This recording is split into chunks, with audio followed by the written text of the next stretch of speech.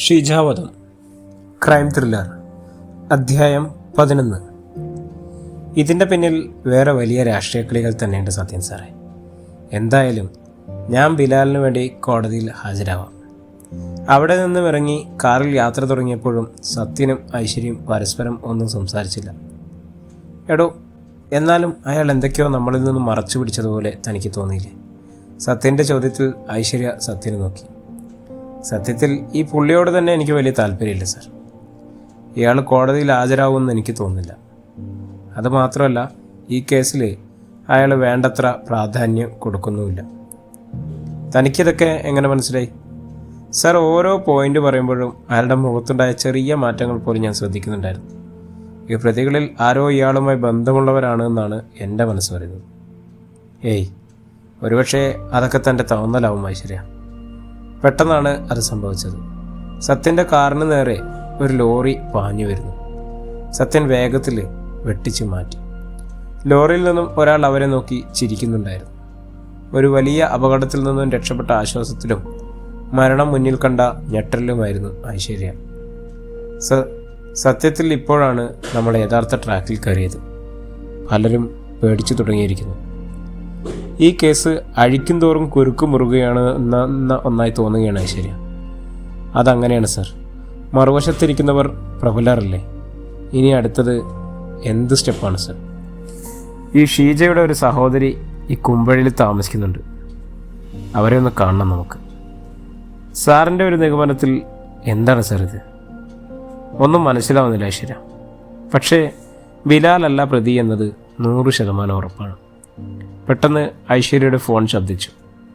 അവൾ ഫോണെടുത്ത് അവളുടെ മുഖത്ത് വരുന്ന ഭാവങ്ങൾ സൂക്ഷ്മമായി സത്യൻ നിരീക്ഷിക്കുകയായിരുന്നു. ഫോൺ വച്ചയുടൻ ഐശ്വര്യ സത്യൻ്റെ മുഖത്തേക്ക് നോക്കി. എന്താണോടോ?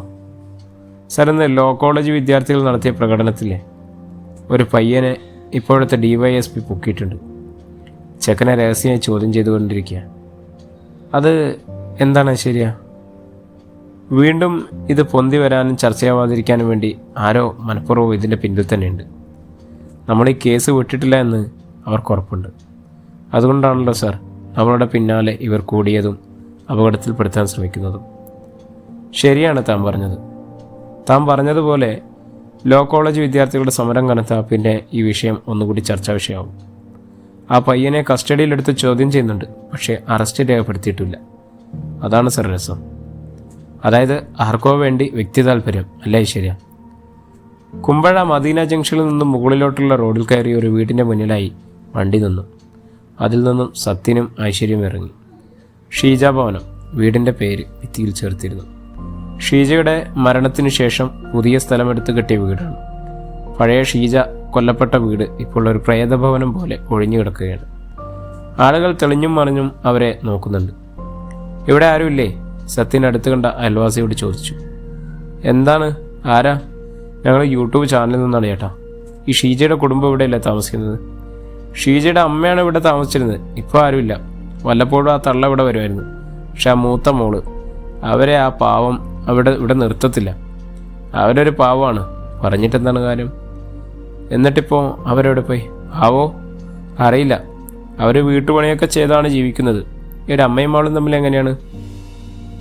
അയ്യോ, അതിനെക്കുറിച്ചൊന്നും പറയണ്ട സാറേ. എന്നും വഴക്കാണ്. മറ്റേ കൊച്ച് മരിക്കുന്നവരെ അവരിങ്ങോട്ട് അധികം വരുത്തൊന്നുമില്ലായിരുന്നു. ഇപ്പോൾ അടുത്താണ് വന്നു തുടങ്ങിയത്. അവൾ അവരെ തല്ലി ഇറക്കി വിട്ടതാണ്. കുറച്ച് തുണിയൊക്കെ കിട്ടിയ ആ തള്ള ഇറങ്ങിപ്പോകുന്നത് കണ്ട്. ഈ കൊച്ച് എങ്ങനെയാണ് ചേച്ചി? ഐശ്വര്യ അയൽവാസിയോട് ചോദിച്ചു. ഓ, അതെന്നാ പറയാനാ, ഒരു മൂശാട്ടയാണ് ആ പെണ്ണ്. കെട്ടിയവൻ ഇവിടെ വന്നു കൂടിയപ്പോൾ ഉണ്ടായിരുന്നു. ഇപ്പോൾ അത് ഞാനെ കാണാനുമില്ല. അവിടെ നിന്നും കൂടുതലൊന്നും കിട്ടാനില്ല എന്ന് സത്യനും ഐശ്വര്യയ്ക്കും മനസ്സിലായി. അവർ വണ്ടിയിൽ കയറി. സാർ, ഇതൊരു എത്തും പിടിയും കിട്ടാത്ത പോലെ ആണല്ലോ. എന്താണ് ചെയ്യുക? അതാണ് ഈ കേസിൻ്റെ ഒരു പ്രത്യേകത ഐശ്വര്യ. നമ്മൾ ഷീജയുടെ നാട്ടിലേക്കാണ് ഇനി പോകേണ്ടത്. താൻ ഇവിടെ പ്രയോഗിച്ച അതേ നമ്പർ നമ്മൾ അവിടെ ഏതെങ്കിലും യൂട്യൂബ് ചാനൽ നിന്നാണെന്ന് പറഞ്ഞാൽ മതി. കുമ്പഴയിൽ നിന്നും കോന്നിയിലേക്കുള്ള യാത്രയിൽ മലയാളപ്പുഴ ക്ഷേത്രം റോഡിന് മുൻപിലായി വണ്ടി ഒതുക്കി നിർത്തി. എന്താണ് സാർ, എന്തു പറ്റി? എടോ, താൻ അങ്ങോട്ട് നോക്ക്. അതാരാണെന്ന്? സാർ, അത് ഷീജയുടെ അമ്മയല്ലേ? അതെ. താൻ അവരെ ചെന്ന് മയത്തിലിങ്ങ് കൊണ്ടുപോവാ. അവരോട് നമുക്ക് കുറച്ച് കാര്യങ്ങളൊക്കെ ചോദിച്ചറിയാലോ. ഐശ്വര്യ ഡോർ തുറന്ന് പുറത്തേക്ക് ഇറങ്ങാൻ നോക്കിയതും സത്യൻ അവളുടെ കയ്യിൽ പിടിച്ചു. എടോ, ഒരു മിനിറ്റ്. കുറച്ച് ദൂരെ മാറി നിർത്തിയിട്ടിരുന്ന ഒരു വൈറ്റ് സെൻകാറിൽ നിന്നും ഒരാൾ ഇറങ്ങി അങ്ങോട്ടും ഇങ്ങോട്ടും പരസ്പരം നോക്കി. മൊബൈലിൽ നമ്പർ അമർത്തി ചെവിയോട് അടുപ്പിച്ച് ഷീജയുടെ അമ്മ അവരുടെ മൊബൈലിലേക്ക് നോക്കി ഫോൺ അറ്റൻഡ് ചെയ്തു. ചെവിയോട് ചേർക്കുന്നതും കാണാം. അവർ പരിസരം വീക്ഷിച്ച് പതിയെ സെൻകാറിനടുത്തേക്ക് നടന്നു. അയാൾ എന്തോ ഒരു പൊതി അവരുടെ കയ്യിൽ കൊടുത്തു. വണ്ടിയിൽ കയറിപ്പോയി. ആരും കണ്ടില്ലെന്ന് ഉറപ്പുവരുത്തി ഷീജയുടെ അമ്മ അത് കയ്യിലുണ്ടായിരുന്ന കവറിലേക്ക് മാറ്റി.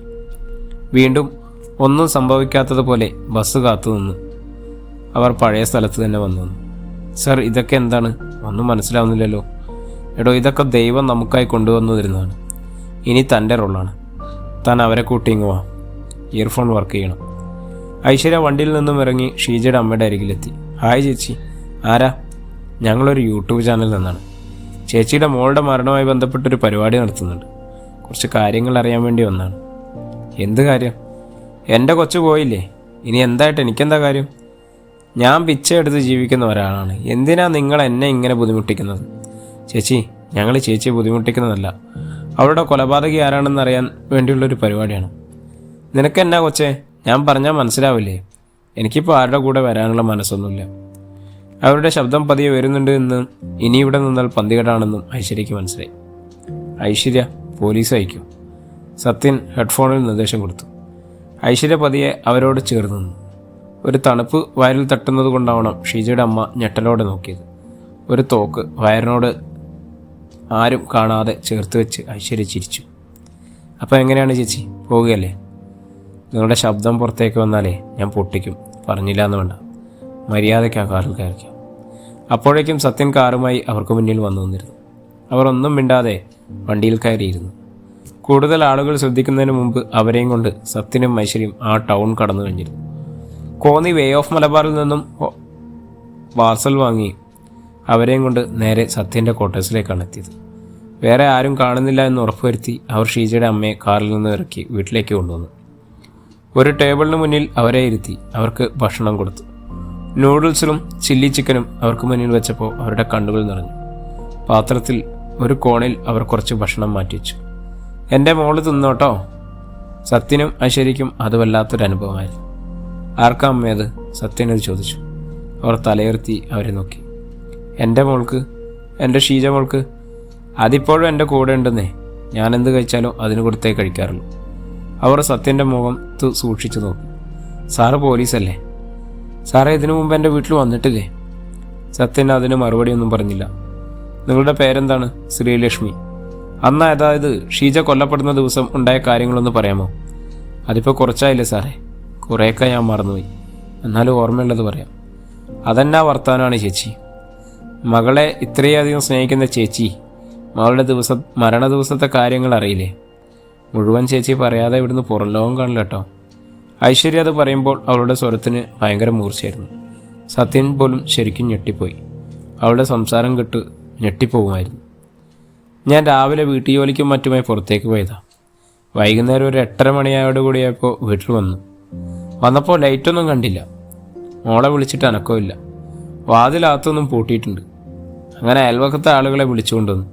എന്നിട്ട് വീട് പൂട്ടിക്കിടക്കുന്നതുകൊണ്ട് പോലീസ് വന്നാലേ ശരിയാവൂ എന്ന് പറഞ്ഞു.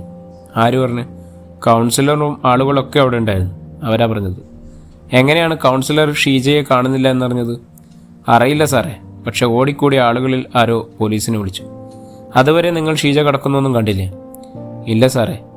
ഞാൻ അവളെ കാണുന്നത് ശാന്തി കവാടത്തിൽ വെച്ചാണ്. പോലീസ് വന്നിട്ട് എന്താണ് ചെയ്തത്? പോലീസ് നേരെ വീടിൻ്റെ പിൻവശത്ത് കൂടി അകത്തേക്ക് കയറി. നിങ്ങളുടെ വീടിൻ്റെ പിൻവശത്ത് വാതിലുള്ള കാര്യം നിങ്ങൾക്കറിയില്ലേ? മുൻവശം പൂട്ടിയിട്ടുണ്ട് എന്നെങ്കിൽ സ്വാഭാവികമായും പിൻവശത്തെ വാതിൽ നോക്കില്ലേ? അവർ ഒന്നും മിണ്ടാതെ തലകുനിച്ചിരുന്നു. അതേ, ബാക്കി പറയണം. ഈ തവണ സത്യൻ്റെ സ്വരം കേട്ട് അവർ ഞെട്ടി. പ്രിയപ്പെട്ടവരെ, ഈ കേസിൻ്റെ നിർണായകമായ ചോദ്യം ചെയ്യൽ എന്നുള്ള ഒരു രംഗത്തിലേക്കാണ് ഇപ്പോൾ നമ്മുടെ സ്റ്റോറി പോയിക്കൊണ്ടിരിക്കുന്നത്. അടുത്ത ഭാഗം നാളെ ഉണ്ടാവും. എൻ്റെ പ്രിയപ്പെട്ടവരെല്ലാവരും കൂടെ ഉണ്ടാവണം. നമ്മുടെ ചാനലൊന്ന് സബ്സ്ക്രൈബ് ചെയ്യുകയും ബെല്ലൈക്കൺ ചെയ്യുകയൊക്കെ ചെയ്ത് നമ്മുടെ കൂടെ ഉണ്ടാവണം. എല്ലാവർക്കും നന്ദി, നമസ്കാരം.